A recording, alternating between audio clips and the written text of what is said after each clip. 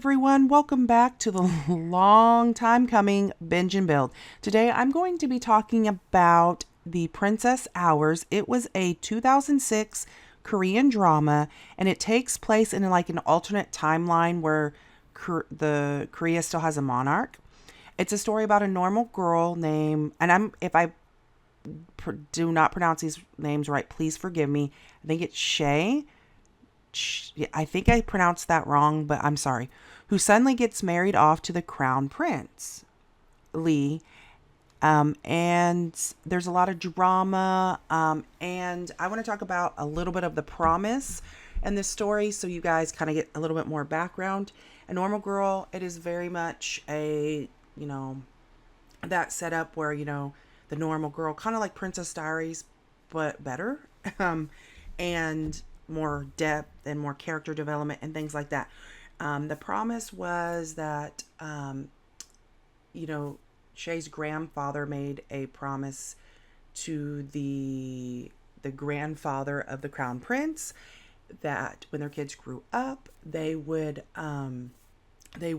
get married because her grandfather was always like really close, helped him. He was actually a true friend, and I liked that part.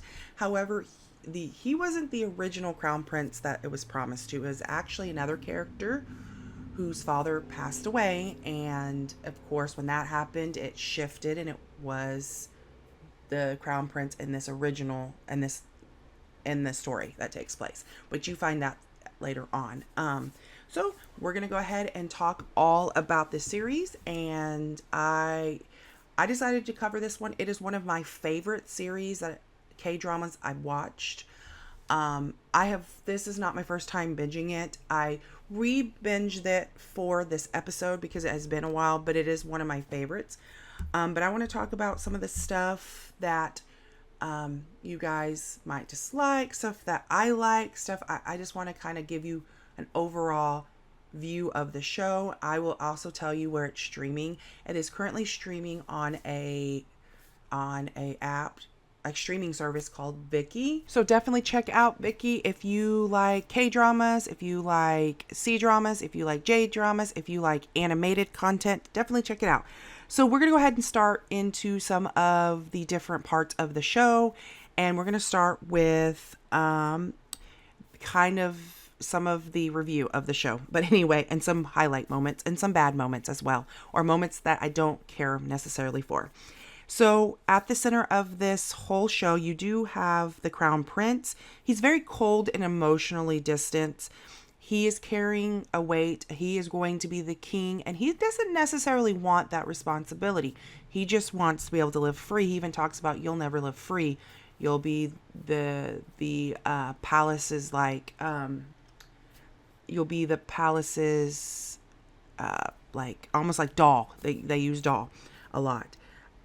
He is not very likable at first. He is not. You are not going to like him, and you won't like him until the very end of the series. Like you'll like moments about him, but in general, you will not like him until the very end. I'm going to be completely honest. However, the show does not romanticize them and try to get them together because these characters didn't really know each other. They went to the same school. It is set, they're still in high school. I think they're like last year, I think they're both 19, I believe. And it does not try to push them together fast. Like it's a slow burn. And I do like to see that because to him, he's mad. She is not the woman that he wanted to marry. He actually has an ex-girlfriend in this series. He asked her first and she says no, she's a ballerina. I do not like that what the show did necessarily with her character because she didn't want to, she still cared about him, even loved him maybe, but like a first love, but it kind of like for this girl who said, no, I don't want to be the palace doll, I want to be the ballerina, really like devolved her into like only thinking about him. And I did not necessarily like that point because she was, she had dreams, and then eventually and they do eventually meet up. He's actually, I think, in Thailand, and they do meet up and they do share a kiss, and and she, after that was that one kiss, and he was gonna really say goodbye to her, but he kind of kept meeting her a little bit, not as much, because he realized, hey, I can't be doing that. I am married, and I think this is at the point where he really started caring about the crown princess. So I just felt like to devolve her character that way was kind of sad. I did like her character. She also tries to herself to get, because people are saying, they find out about the pictures, and I'll talk about like how they find out about those pictures. And to me, it just devolves her character. It made me quite sad, because like she had dreams, and her dreams became only about him. And at the end, she left. She realized, that I'm just not going to be with him. Like, so I'm glad they gave her that redemption arc. That was very nice to me towards the end of the series. And he says goodbye to her, and and then we're going to talk about the crown princess. My cat just literally jumped. I don't know what he's doing. She is very bright. She is clumsy. She's loud. She is a goofball. I do love her character. She just kind of reminds me of like that young girl. She does decide to marry the prince, fulfill the promise, and she does it because her family is in debt. Her dad puts the family in debt, and she wants to help her family out and make sure they have a good life. That makes sense, because to her, she had no reason to marry him. Like, she didn't have to marry him.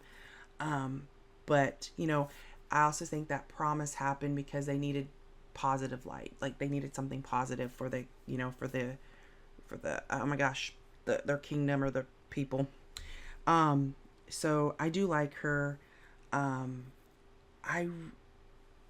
But it's not I like that it's not a Cinderella moment. She is not disillusioned, I don't think, with being in the palace. At first, she didn't want to be in the palace. She didn't want to get married. She's young. Like, she even said, I want to paint. I want to go to school. I want to go to college.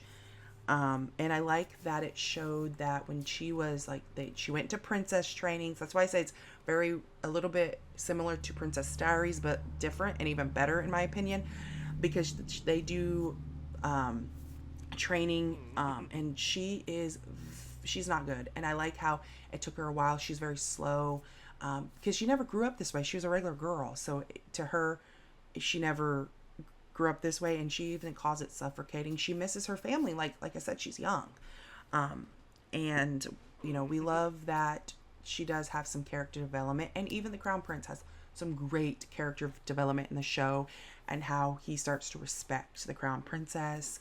But like I said, not likable until the very end, unfortunately. So let's talk about the palace in general and some of the settings. The cinematography is very great. I love the palace. It's the royal place is beautiful. It is beautiful. They have costumes that are reminiscent. I've seen some of very like traditional costumes. I'm not going to speak on if they're accurate or not. I don't know that. But they are so pretty, like the hair and everything, and just so good. And I do think, though, because she is the crown princess, she has to live by certain rules. She does lose her voice. The crown princess does lose her voice, because they're trying to mold her into a doll or a puppet, And at first, the crown prince goes, well, I don't really care about you, so if you're a doll, I don't care. I don't want my ex-girlfriend to go through that. I didn't like that part. I thought that was kind of, he's kind of rude. Like, I do love her family. Oh my gosh, her dad, her mom, and her brother. They feel real weird, supportive. They're very worried about her, and like none of her family are anything to do with the royal family. Like, they're just normal people. And then her friend group, love them. We have like the girl, like we have 3 of her friends. You have 2 girls. They call themselves Tweedledee and Tweedledum, I think. And then we have like the grounded friend who kind of like supports her, and the other friends are very goofy, and it's very, very like being like those kids and being goofy, not worrying about the seriousness of being an adult, because I don't have to, at that time. So let's talk about some of the like love or the lack of it. Like I said, it's a slow burn. Um, so you have, that you have the crown prince and the crown princess, and it starts off weird and awkward, like, and but she quickly develops a major crush on them, him, but there isn't actually no spark right away. It just seems like they're mad at each other. There's a lot of resentment towards each other.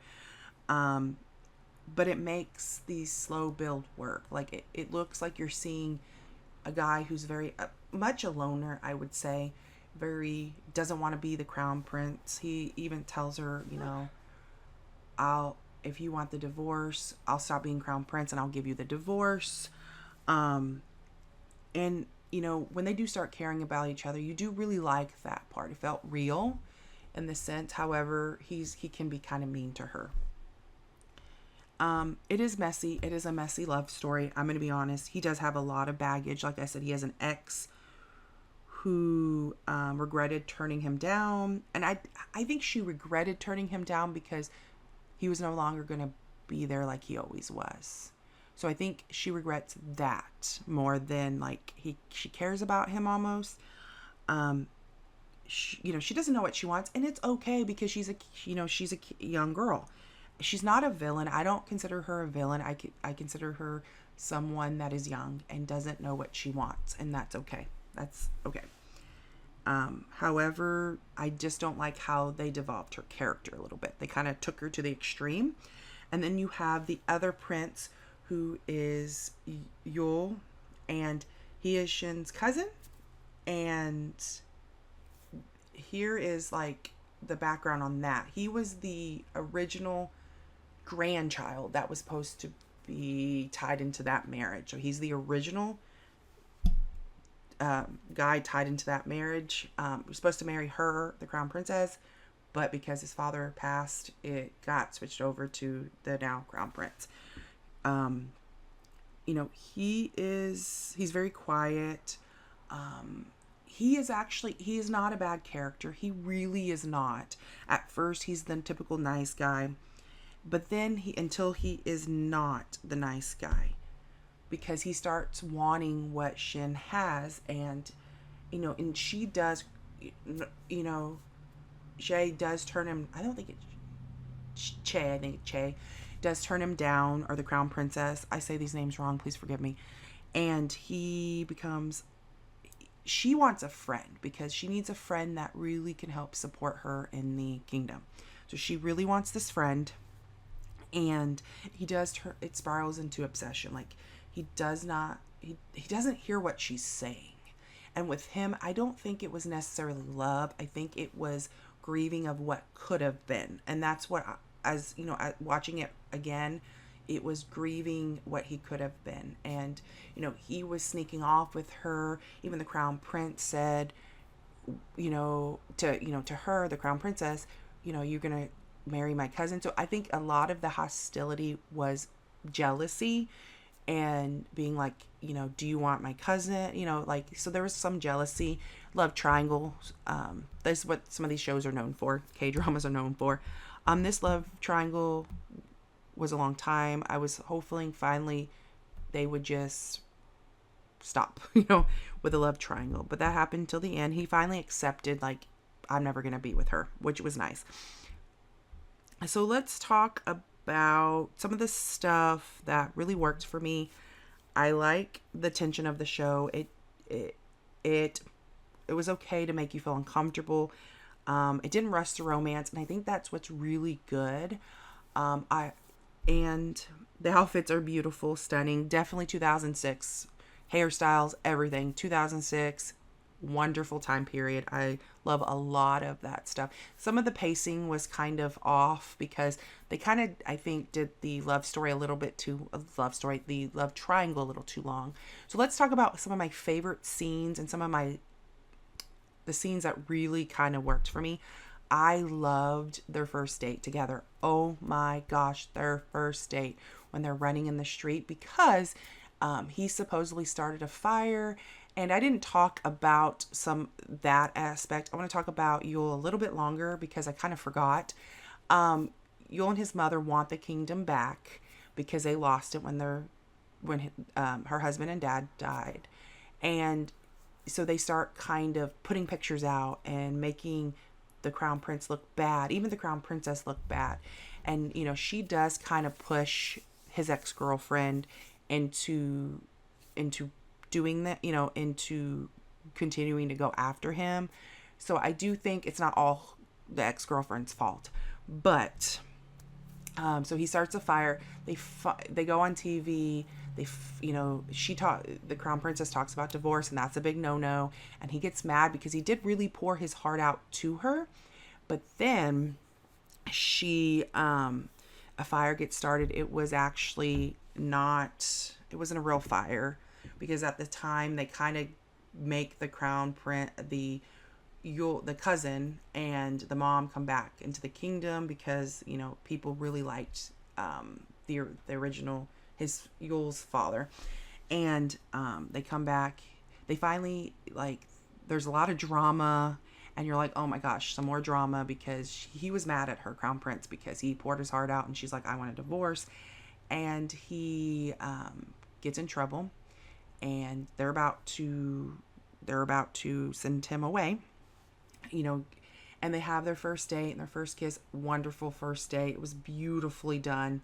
And then I know I'm running out of time, so I'm trying to talk as fast as I can.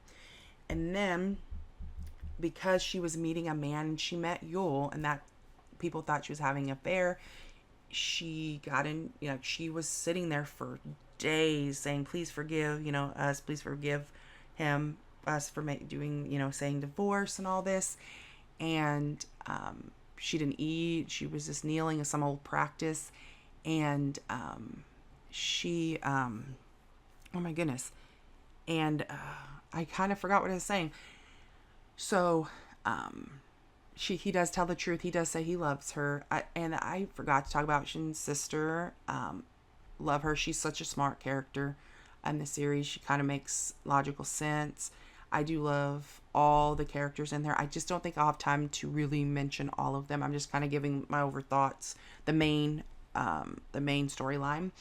But great. So let's see.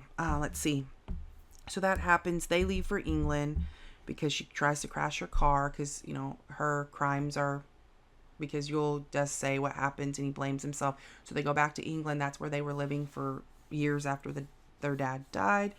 And then they're going to send off the crown princess because it still doesn't look good that she met a man and she's married.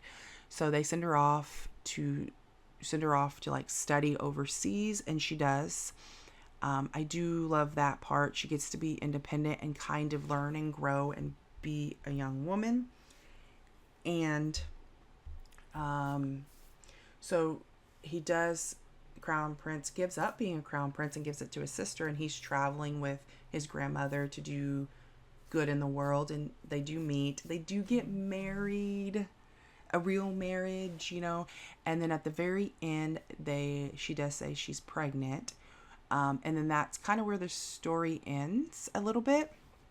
And you're like, man, I wish this was a second season. And I did read somewhere online that there was going to be a second season, but it just didn't work out. The actors left or something. I don't know how true that is. That is what I read. It would have been nice for second season. Let's talk more about some of my favorite parts, because I think I missed some of those. I do love the teddy bear. It kind of shows different scenes. His name's Alfred.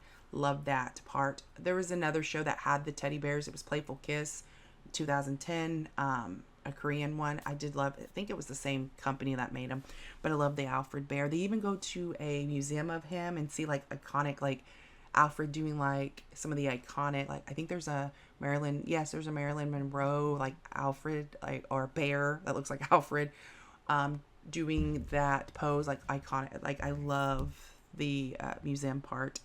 But yes, definitely, this is such a great show. I could talk about it for a long time. It is my favorite. So I'm going to go ahead and wrap up this review. So Princess Hours isn't a love story. It's a story about being trapped in duty and expectation and a system that doesn't care about happiness. They just want to get it done. But somewhere in all of this drama and chaos, two people start finding each other in the dark, and maybe that's what makes it worth watching. If you're here for fluff, the show might test your patience because it's not going to be fluff. It really isn't. If you're here for complicated emotions, gorgeous visuals, such a pretty show, and a slow burn with some sharp edges, Princess Hour still holds up. It really does still hold up, and I kind of want to end it on this. They do go on a romantic trip to see the sunset, and that's when you start kind of feeling like progress is going to happen, but their communication level is just not there. So I kind of wanted to leave you on that note a little bit to kind of say, there is moments that you'll love, and then the moments second later you'll be frustrated. But anyways, I definitely give this my 4.5. I give it like a 4, maybe a 4.5 out of 5. It is still one of my favorite shows, even watching it years later. I think I've binged this show like 4 or 5 times. I don't remember. It's been quite a bit. But I just want to say thank you for watching my Binge and Build. Let me know your thought about this series, and if they're going to ever make the remake that they've been promising since 2001, hopefully. And if there's another show you think I should dive into next, drop it in the comment. Till then, stay very dramatic, and I will see you next time, guys. Hopefully you enjoyed this review. Bye.